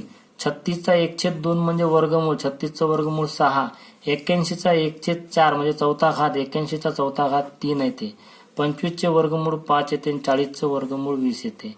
यांचं करावं लागेल कॅल्क्युलेशन. 6 त्रिक 18, 18 त्रिक 54, 54 भागीला 20 100, 0.54. 100 ने भागितल्यावर 2 घरानंतर पॉइंट आला पाहिजे, 0.54. ऑप्शन क्रमांक 3. उदाहरण आहे, एका वर्तुळात विशाल कंसाचे माप संबंधित लघु कंसाच्या दुपटीपेक्षा 6 ने जास्त आहे, तर विशाल कंसाचे माप किती? हा एक वर्तुळ आहे, समजा हा एक त्याचा लघु कंस आहे ज्याचं माप x आहे. हा जो विशाल कंस आहे तो किती असला पाहिजे म्हणते? 2x, म्हणजे लघु कंसाच्या दुपटीपेक्षा 60 ने जास्त. पूर्ण कंसाचं माप किती असते?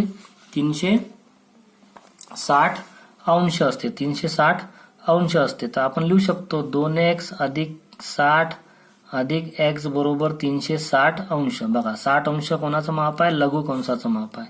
हे झालं 3x. 3x बरोबर 360 अंश वजा 60 अंश. 60 अंश मी इकडे घेऊन गेलो आहे. 3x बरोबर किती येईल? 300. तर x ची किंमत किती येईल? 100. x ची किंमत आली 100. 100 कोणता कंस झाला? हा झालेला लघु कंस. आपल्याला विचारलेला विशाल कंसाचे माप किती? तर विशाल कंस किती होईल? याच्या दुप्पट, म्हणजे 100च्या दुप्पट 200 आणि 200 अधिक 60 तर किती येईल? 260 अंश. बघा, उदाहरण आहे, x चा घन वजा 27 बरोबर x चा वर्ग अधिक 2x अधिक 2 या बहुपदीतील गुणाकाराची कोटी लिहा. गुणाकार करा. 3x चा घन गुणिला x चा वर्ग कराल. दोघांचा पाया समान आहे, तर घातांकाची काय होईल? बेरीज. तर x चा घातांकाची बेरीज केली, 3 आणि 2 किती होईल? 5. 3 अधिक 2 5. तर कोटी किती आली? 5. कोटी किती आली? 5. कोटीचा अर्थ होते मोठ्यात मोठा घातांक. आता याच्यानंतर तुम्ही कोणाचाही गुणाकार कराल तर x च्या घातांक 5 पेक्षा काही मोठे येणार नाही, म्हणून कोटी किती आली? 5. ठीक आहे. तर खालीलपैकी कोणता गुणाकार गोलाचे घनफळ दाखवतो? गोलाच्या घनफळाचं सूत्र येते 4/3 पाय r क्यूब. 4/3 पाय r चा घन. तर 4/3, 4/3 या ठिकाणी आहे, इथं 2/3 होईल. r चा घन आहे, पाय नाही आहे. इथे बघा, 4/3 r गुणिला r चा वर्ग, r चा घन, पाय. ऑप्शन क्रमांक 2. ठीक आहे. त्यानंतर बघा, रोहितने मोहित कडून 3 वर्ष वापरलेले जुने यंत्र विकत घेतले, तर घसाऱ्याचा दर 5% धरला तर मोहितने ते यंत्र किती रुपयात खरेदी केले? ते यंत्र 10 लाख रुपयात खरेदी केले. कारण बघा आता 8, 57, 375 गुणिला 3 वर्ष वापरले, 95चा घसारा आहे, 95चा अर्थ होते 5%चा अर्थ होते 95, म्हणजे 100/95, 3 वर्ष म्हणून 3 वेळेस गुणाकार करून टाका, 100/95. यांचं जर तुम्ही कॅल्क्युलेशन केलं तर ते कॅल्क्युलेशन इतकं येते. आलं लक्षात? पुढे बघा, a वजा b चा वर्ग वजा 17 कंसात a वजा b वजा 60 या त्रिपदीचे अवयव खालीलपैकी कोणते? तर आपण काय करून टाकू, a वजा b ला काय करून घेऊ आपण, m. a वजा b सपोज m आहे, तर इथे होईल m चा वर्ग वजा 17m वजा 60. ठीक आहे ना, याला आपण m म्हटलेला आहे. हा m चा वर्ग झाला वजा 17m वजा 60. ठीक आहे, आता याचे अवयव पाडू आपण. त्याचे अवयव 60 चे अवयव 60m चा वर्ग येईल. 60m च्या वर्गाचे अवयव असे पाडायचे की ज्यांची बेरीज ऋण 17 आली पाहिजे. तर 20-60 येते, 20-60 वजा बाकी ऋण म्हणजे बेरीज ऋण आली पाहिजे, म्हणून हे झाले 20 ऋण आणि धन 3m, म्हणजे वजा 20m आणि धन 3m, वजा 20m आणि धन 3m, म्हणजे वजा 20 आणि वजा 3 कोणत्या ऑप्शन मध्ये आहे, वजा 20 आणि वजा 3 ऑप्शन क्रमांक 4 मध्ये आहे. इथे तर धन 20 आणि ऋण 3 आलेला आहे, तर ऑप्शन क्रमांक 4 याचा आन्सर आहे. ठीक आहे, बघा आता m चा वर्ग आपण टाकलेला आहे, इथे आलं वजा 20m आणि 3m, म्हणजे अवयव पडलेले आहे m वजा 20 आणि m अधिक 30, m वजा 20 आणि m अधिक 30. तर m ची किंमत टाका आता, a वजा b, तर इथे येईल a वजा b वजा 20, हे बघा हे आलेलं आहे, आणि a वजा b अधिक 3, तर ऑप्शन क्रमांक 4. ठीक आहे, पुढचं उदाहरण बघा. 3x अधिक 7 ही समसंख्या आहे आणि x या संख्येचा वर्ग खालीलपैकी कोणता असेल.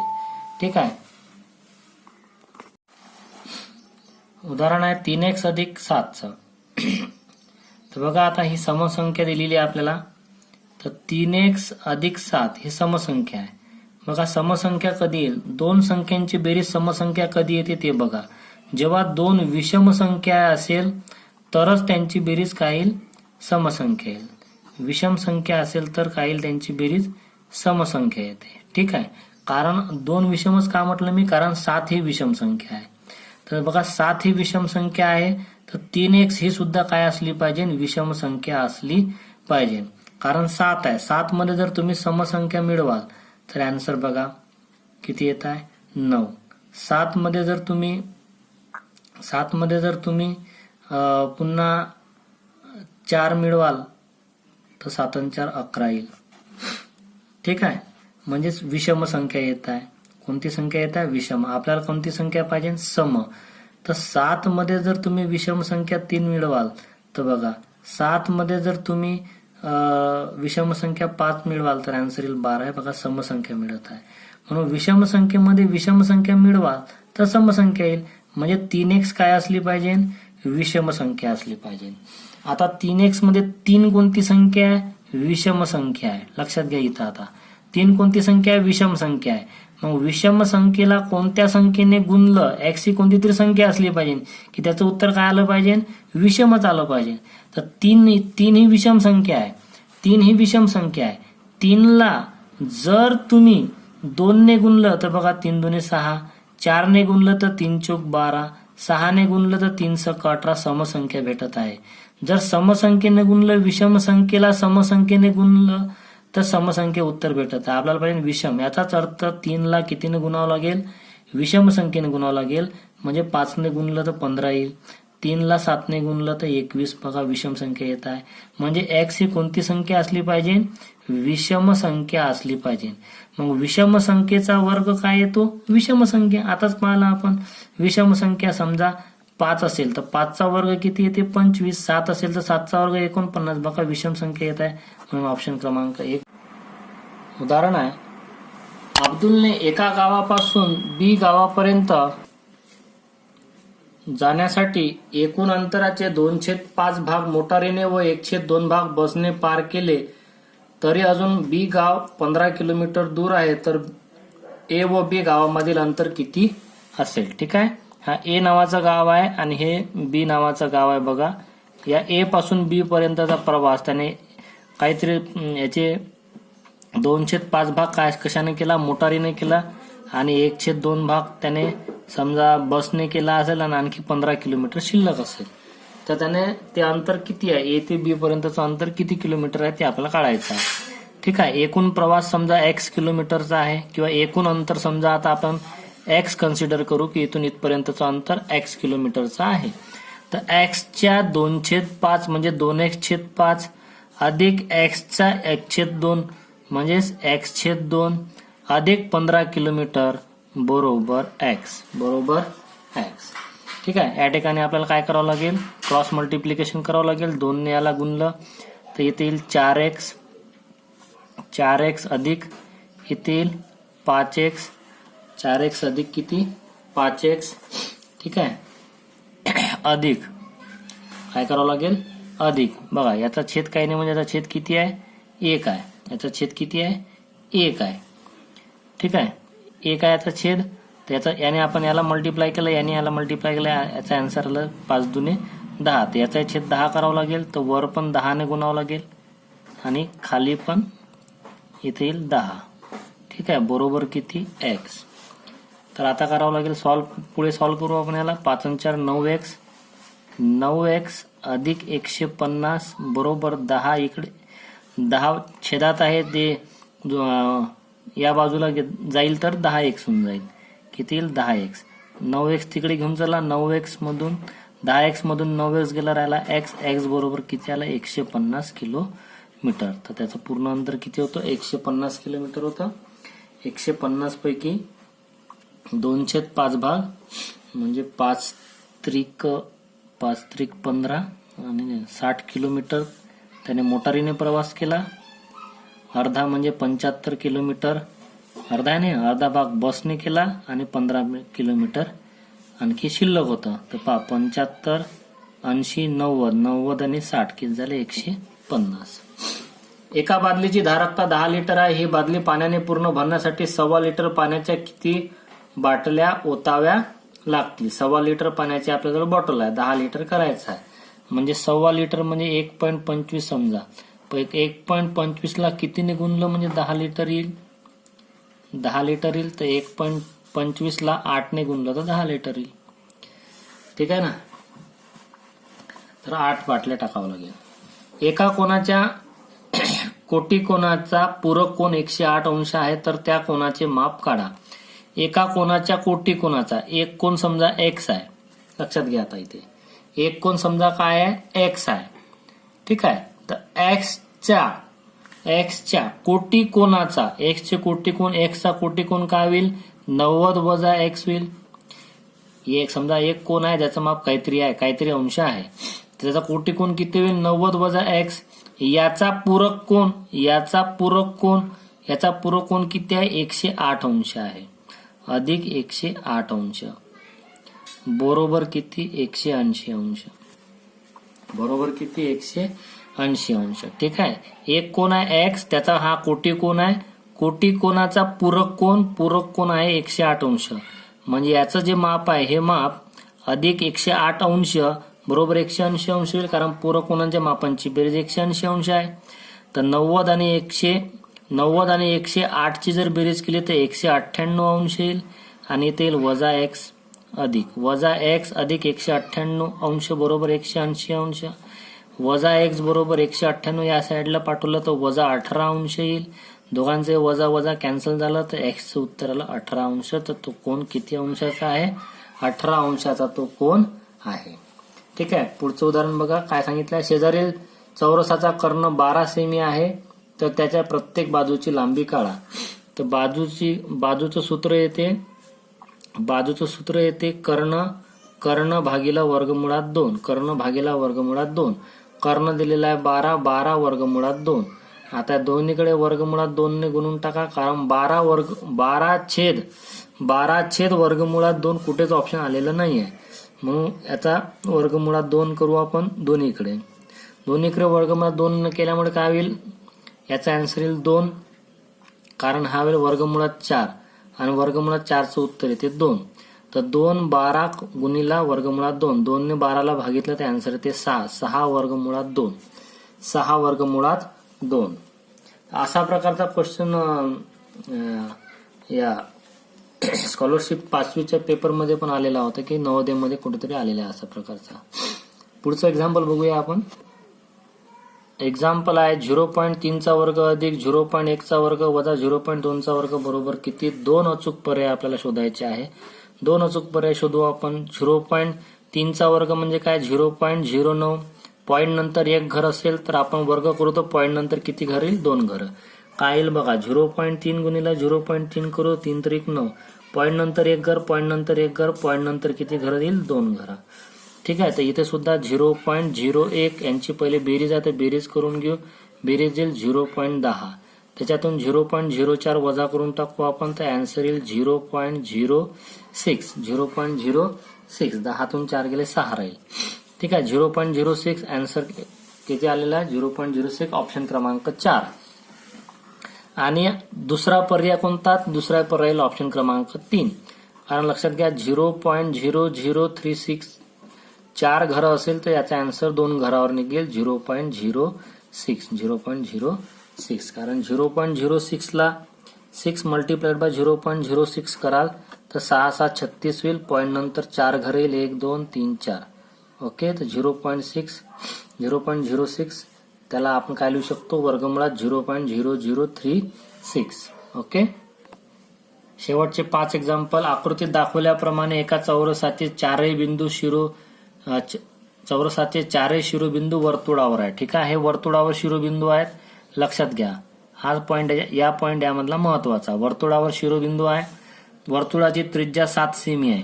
त्रिज्या 7 सेमी आहे व केंद्र ओ आहे. तर रेखांकित भागाचे क्षेत्रफळ काढा. रेखांकित भागाचे क्षेत्रफळ काढण्यासाठी आपल्याला वर्तुळाच्या क्षेत्रफळातून चौरसाचे क्षेत्रफळ वजा करावं लागेल.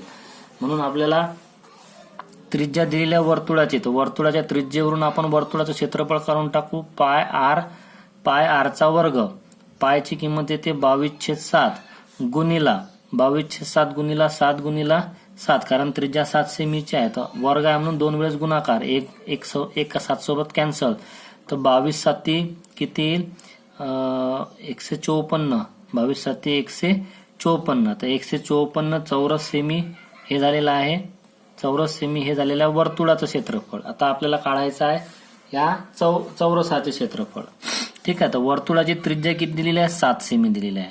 सपोज ही वर्तुळाची त्रिज्या आहे. बघा हा वर्तुळाचा केंद्रबिंदू पासून तर परिघापर्यंतचं अंतर त्रिज्या असते. हे 7 सेमीची त्रिज्या झाली.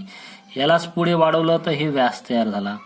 आता याच्या आधीच आपण असं गणित केलेलं आहे. म्हणजे हे बघा हे 7 आणि 7 किती झालेलं आहे 14. आता बघा या चौरसाचा कर्ण किती झालेला आहे मग आता 14. चौरसाचा कर्ण 14 झालेला असेल तर आपण बाजू काढू शकतो. आताच आपण केलेला एक गणित 12चं. ठीक आहे ना. तर 14 भागीला वर्गमुळात 2 हे बाजू काढण्याचं सूत्र होतं की कर्ण भागीला वर्गमुळात 2. तर 14 वर्गमुळात 2 ला 2 वेळेस गुणा वर्गमुळात 2 ने तर काय होईल याचं खालचं उत्तर येईल 2. याचं उत्तर येते 2. 2 ने 14 ला भागितलं तर 7 वर्गमुळात 2. 7 वर्गमुळात 2. आणि चौरसाच्या क्षेत्रफळाचं सूत्र आहे बाजूचा वर्ग. त्याचा वर्ग करून टाकला तर 49. 7चा वर्ग 49 आणि याचं वर्गमूळ येते फक्त 2. या वर्गमुळाचा वर्ग केला तर उत्तर येईल 2. तर 9 2 18 ला 8 चाला 1 4 2 8 4 2 8 1 9. तर 98 चौरस सेमी आलेला आहे. कशाचं या चौरसाचं क्षेत्रफळ. तर 154 मधून 98 वजा करून टाकू आपण 98. तर 98 मध्ये 2 मिळेल तर 100 आणि वरचे 54 तर येईल 56 चौरस सेमी त्याचा आन्सर राहील. बघा उदाहरण आहे. आकृतीत रेषा LMN या समांतर रेषा आहेत. या समांतर रेषा आहेत. DAO चं माप दिलेलं आहे. DAO चं माप 60 अंश आहे. OCE चं माप 35 अंश आहे. तर कोण AOC चं माप काढायचं आहे. AOC म्हणजे हा कम्प्लीट अँगल काढायचा आहे कितीचा आहे. ठीक आहे. हा 60 अंशाचा आहे. तर बघा हाही 60 अंशाचा होईल कारण ही त्याची काय आहे छेदिका आहे आणि हे त्याचे कोणते कोण आहे आंतर वितक्रम कोण आहे. आंतरव्युत्क्रम कोणाचं माप आपल्याला माहित आहे किती अंश असते, सारखं सारखं असते. हा जितका मापाचा असेल तितका मापाचा हा होईल. हा 35चा आहे तर हाही 35चा होईल. तर 60 आणि 35ची टोटल बेरीज केली तर 95 म्हणजे 95 अंशाचं होईल. ठीक आहे. 73 उदाहरण बघूया. चुकीचे विधान कोणते? चुकीचे 2 अचूक बऱ्या ओळखायचा. किरणला एक मध्यबिंदू असतो. हे आन्सर. चुकीचं विधान ओळखायचं आहे तर चुकीचं विधान हेच आहे. किरणला मध्यबिंदू असतो का? तर किरणला मध्यबिंदू नसतो. रेषेला मध्यबिंदू असतो का? तर रेषेला मध्यबिंदू नसतो. ठीक आहे. तर ए ऑप्शन आणि बी ऑप्शन बरोबर आहे. पुढचं काय म्हणताय? वर्तुळाच्या जिभेला एक मध्यबिंदू असतो. बरोबर आहे. हे विधान चुकीचं नाही आहे. हे विधान बरोबर आहे. आणि रेषाखंडाचा लंबदुभाजक त्याच्या मध्यबिंदूतून जातो. हे सुद्धा सेंटेन्स बरोबर आहे. वर्तुळातील जिभेला एक मध्यबिंदू असतो. कसं? ते असे हा वर्तुळाचा केंद्र आहे. समजा हे वर्तुळाची जीव आहे. तर वर्तुळाच्या केंद्रावरून त्याच्या जिभेवर जर आपण लंब टाकला असेल तर हा काय लंब काय करतो? जिभेला दुभागतो म्हणजे हा मध्यबिंदू आहे. दुभागतो म्हणजे मध्यबिंदू आहे. म्हणून हे काय स्टेटमेंट जे आहे हे राईट आहे. हे पण राईट आहे. ठीक आहे. तर वरचे 2 चूक आहे. तर चुकीचेच विधान आपल्याला ओळखायला सांगितले होते. तर ए आणि बी त्याचं ऑप्शन राहील. लास्टचे 2च एक्झाम्पल आता आलेला आहे. 1 अधिक 64 ए चा वर्ग बी चा वर्ग ही बेजीक राशी पूर्ण वर्ग होण्यासाठी खालीलपैकी कोणते मध्यपद घ्यावे लागेल? ठीक आहे. हा झाला ए चा वर्ग अधिक 64 म्हणजे काय झालं? 8ab कंसाचा वर्ग. 8ab कंसाचा वर्ग. बघा, ए चा वर्ग अधिक 2ab अधिक बी चा वर्ग. ए चा वर्ग वजा 2ab अधिक बी चा वर्ग. तर ए चा वर्ग बी चा वर्ग, ए चा वर्ग बी चा वर्ग आपल्याला माहित आहे. ए चा वर्ग म्हणजे 1 चा वर्ग आणि बी चा वर्ग म्हणजे 8ab. ठीक आहे. 8ab कंसाचा वर्ग. आता मधलं पद जे आहे ते प्लस 2ab राहील किंवा मायनस 2ab राहील. तर 2 ए ची किंमत आली समजा 1 आणि बी ची किंमत आलेली आहे 8ab. तर 8 दुने 16, 16ab. एक तर प्लस राहील नाही तर मायनस राहील. तर 16ab प्लस किंवा 16ab मायनस राहील. 2 अचूक पर्याय आपण निवडलेले आहे. लास्ट एक्झाम्पल बघा काय म्हणताय? कोणत्या कसोटीने एकरूप होतात? तर इथे बघा कोणते 2 कोण दिलेले आहे? ABC आणि DCB. ABC आणि DCB हे 2 कोण आहे? याच्यामध्ये एक बाजू सारखी सांगितलेली आहे. ह्या 2 बाजू म्हणजे बा आला. ठीक आहे. बा आला. त्याच्यानंतर हा कोण आणि हा कोण सारखा सांगितला आहे तर को आला. आणि बाको काय? बाको. आणि हे बघा ही बाजू दोन्ही साईडला सारखीच आहे. ठीक आहे. दोन्ही वेळेस सारखीच आहे. तर बाको बा. तर बाकोबा कसोटीनुसार हे दोन्ही त्रिकोण काय आहे? एकरूप आहे. बाकोबा कोणता ऑप्शन आहे? बाकोबा 4थ्या नंबरचा ऑप्शन आहे. तर अशा प्रकारे आज आपण संपूर्ण पेपर स्कॉलरशिपचा सोडवून घेतलेला आहे. आशा करतो की सगळे उत्तर बरोबर असतील. काही चुकले असेल तर तुम्ही तशा दुरुस्ती मला सुचवू शकता. याच ठिकाणी व्हिडिओ स्टॉप करतोय. जय हिंद.